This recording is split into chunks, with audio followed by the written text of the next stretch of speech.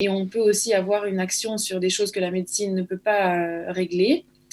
Par exemple, on a des femmes qui sont infertiles et elles n'ont pas de raison, il n'y a pas de raison médicale pour ça. En général, c'est à ce moment-là que l'ostéopathe intervient parce qu'il va travailler sur la sphère urogénitale, mais au niveau mécanique. Coup de pouce, découvrez le savoir-faire et les idées des entrepreneurs Olim. Salut à tous, bienvenue. Nous allons parler d'un sujet aujourd'hui que vous connaissez peut-être, mais si vous êtes une femme, vous allez être forcément très intéressée. Il s'agit de l'ostéopathie urogénitale. Alors c'est peut-être un terme un petit peu compliqué, vous ne savez peut-être pas à quoi ça correspond, mais ne vous inquiétez pas, nous avons une pro, une spécialiste, puisqu'elle est ostéopathe spécialisée dans l'ostéopathie urogénitale. Elle s'appelle Arielle Golan, elle professe depuis 7 ans et elle a une très grande expérience en la matière. Bonjour Arielle Golan.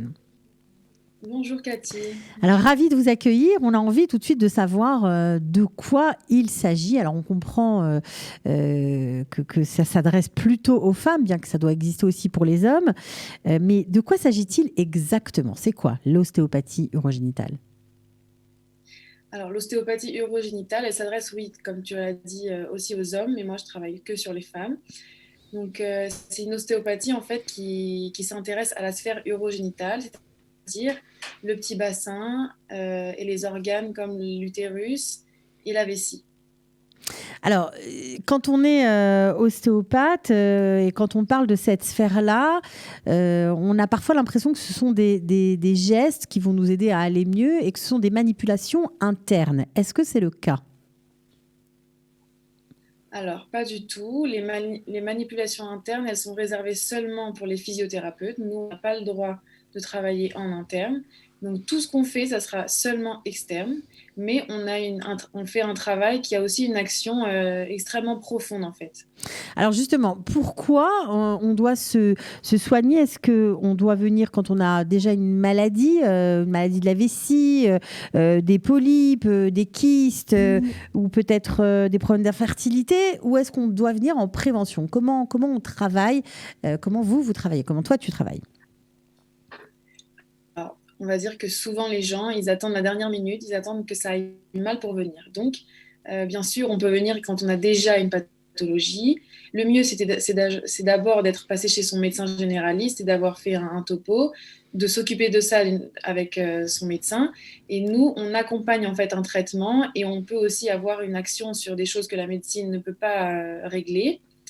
Par exemple, on a des femmes qui sont infertiles et elles n'ont pas de raison, il n'y a pas de raison médicale pour ça. En général, c'est à ce moment-là que l'ostéopathe intervient parce qu'il va travailler sur la sphère urogénitale, mais au niveau mécanique. Il va tester les tissus, il va tester l'utérus en lui-même, comment il est positionné, est-ce qu'il n'y a pas quelque chose qui est bloqué par là-bas. Et donc là, on va avoir une action sur quelque chose comme l'infertilité. Et Alors, qu'est-ce que comment vous faites? Parce qu'il n'y a pas de manipulation interne pour vérifier si l'utérus va bien, en fait. Non, mais l'utérus, on peut avoir une prise sur lui externe en mettant la main sur le bas-ventre. On sait où se trouve l'utérus et on écoute en fait chaque organe, il a une respiration. Ok. En ostéopathie, on peut recevoir une information sur l'organe en fonction de la qualité de cette respiration, on va dire ça comme ça. Et on va savoir aussi en le testant dans sa mobilité. Chaque organe, il doit être mobile dans le petit bassin. Et s'il y a une perte de mobilité, en général, il y a un problème aussi dans sa fonction. C'est toute la base de l'ostéopathie, que la structure, elle est liée à la fonction et vice-versa. Donc nous, en testant la structure, en fait, on a une action sur la fonction. Alors, en général, de quelle pathologie il s'agit? Qu'est-ce que vous traitez? Parce qu'on a parlé de l'infertilité, mais j'imagine qu'il y a beaucoup d'autres Ouais. domaines. Alors, on traite souvent les désordres, les déséquilibres hormonaux. On traite le syndrome prémenstruel, ça s'appelle PMS en anglais. C'est quand la jeune fille ou la femme a des règles très douloureuses ou très lourdes. On traite l'absence de règles totalement. On traite les règles irrégulières. Euh, on traite aussi certaines pathologies liées à la vessie, comme l'incontinence, comme tout simplement une vessie qui est descendue, une descente d'organes. Il y avait quoi? Donc il y a Voilà, beaucoup de... Je crois En fait, qu'aussi... voilà, pour faire un petit résumé, en fait, on traite les pathologies qui sont consécutives à une anomalie mécanique viscérale. On va Dont moins on n'a pas traiter les forcément maladies conscience. organiques Ça peut lourdes. être une anomalie dont on n'a pas forcément conscience. Ah bah bien sûr, on ne peut pas savoir. On peut être tombé, avoir fait une chute ou un accident et que notre corps, il y a quelque chose qui n'est pas à sa place par là-bas ou qui est bloqué, qui est coincé. On peut aussi avoir été sujet à une intervention.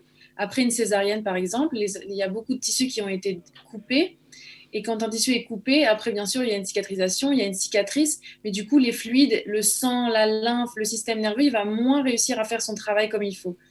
Et c'est ce genre de choses-là aussi sur lesquelles on peut avoir une très belle action en travaillant sur une cicatrice. Donc ça veut dire que vous soignez des problèmes dont les femmes n'ont peut-être pas conscience, mais a priori, ça favorise une façon d'être beaucoup mieux, de se sentir beaucoup mieux dans son corps. Oui, bien sûr, parfois elles voient des symptômes, elles viennent, elles disent, voilà, moi je suis sujette à l'incontinence. Parfois elles ne le savent pas du tout, elles n'ont rien, elles viennent en préventif. Alors ça, c'est vraiment le top du top. De venir, par exemple, avant une ménopause pour préparer le petit bassin à tous ces changements qui vont avoir lieu. De venir avant un accouchement, après un accouchement, pour traiter la zone, pour favoriser un meilleur accouchement, des meilleures contractions. Si notre bassin, il faut comprendre que le bassin, c'est des os, mais c'est aussi beaucoup de tissus. Si ces tissus-là, ils manquent d'harmonie et de mobilité, évidemment, le travail de l'utérus avec les contractions et la sortie du bébé, elle peut être difficile à cause de ça. Donc, on peut aider pour ça. Alors, on comprend que, évidemment, c'est une pratique que la femme peut s'offrir, on va dire, en tout cas, à tous les âges, à tous les stades de sa vie, que ce soit au moment où elle s'apprête à être maman, au moment où elle accouche, au moment où elle va après vieillir, etc., etc. Donc, c'est vraiment pour tout le monde, pour tous les âges. Et ça a vraiment des conséquences, en tout cas des améliorations dans la vie de la femme importantes. Bien sûr, bien sûr. Alors, comment se déroule une séance, par exemple, qu'on se rende compte un petit peu? La séance, elle commence avec une anamnèse, c'est-à-dire un questionnaire sur un peu le passé médical du patient. Moi, pour pouvoir travailler, en fait, il faut que j'ai une idée de tout ce que la personne, elle comprend en elle-même, que ce soit émotionnel, parce qu'on peut avoir aussi des lésions et des dérangements physiologiques qui sont d'origine émotionnelle. Il faut que je sache si elle prend des médicaments, si elle a un stérilet, si elle a des règles douloureuses, depuis quand, si elle a mal au dos quand elle bouge, si elle fait du sport, pas du sport, qu'est-ce qu'elle mange, combien de grossesses elle a vécu, est-ce qu'elle a vécu des opérations, tout ce genre de choses. Et qu'est-ce qu'elle fait comme travail, par exemple. Si une personne elle est assise la majorité de la journée, évidemment, le bassin, il ne bouge pas et il y a une congestion qui peut avoir lieu là-bas. Donc, c'est vrai que voilà, on commence avec un questionnaire qui peut s'avérer un petit peu long au début, mais c'est le premier rendez-vous pour avoir une idée globale du patient, parce que l'ostéopathie, c'est un travail qui se fait dans la globalité. On regarde le patient comme une unité. Il peut y avoir un problème du dos qui a une influence sur la vessie, mais ça peut venir aussi du thorax. On va travailler aussi, voilà, je voulais te dire, on travaille aussi sur le thorax pour avoir un effet plus complet sur la sphère urogénitale. Donc voilà, ça commence avec ça. Après, on teste le patient. On a des tests ostéopathiques qui nous permettent d'avoir des informations sur quelles sont les zones qui sont sujettes à des problèmes, qui sont coincées, qui manquent de mobilité. Et après, on peut aussi, avec des tests, savoir quelle zone est la plus primaire, par laquelle on va commencer à travailler et qui va peut-être ouvrir d'autres. Et après, on commence à travailler avec nos mains sur la peau ou sur. Je ne travaille pas spécialement sur des gens complètement déshabillés. On peut aussi travailler à travers le tissu, c'est pas un problème. D'accord. Alors, juste, puisque je t'entends parler de ces problèmes de femmes, il y a des problèmes dont certaines parlent peu, les douleurs pendant les rapports sexuels.